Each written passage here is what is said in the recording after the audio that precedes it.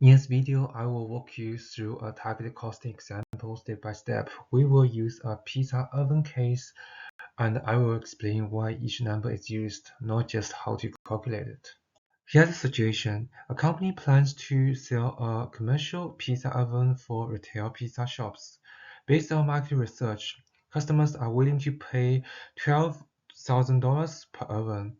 The company expects to sell 500 ovens per year. To support this product, it needs an average investment of $1.5 million in inventory and equipment. Management requires a 25% pre-tax return on investment, and the current estimated cost per oven is $11,000. Target costing does not start with cost, it starts with the market price. First, we ask, how much profit do we need? Whatever is left becomes the maximum cost we are allowed to spend. This is why the formula is target price minus target profit equals target cost. This is where many people get confused. The 25% here is not a sales margin, it is a return on investment requirement.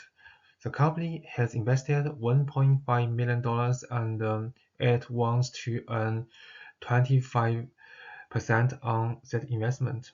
So the required annual profit is 1.5 million times 25%, which equals $375,000 per year. Now we ask, how many ovens will generate this profit? The company expects to sell 500 ovens per year, so each oven must contribute a part of that, $375,000. When we divide, we get $750 of profit per oven. This is the key idea. ROI is converted into profit per unit. Now we work backwards from the price.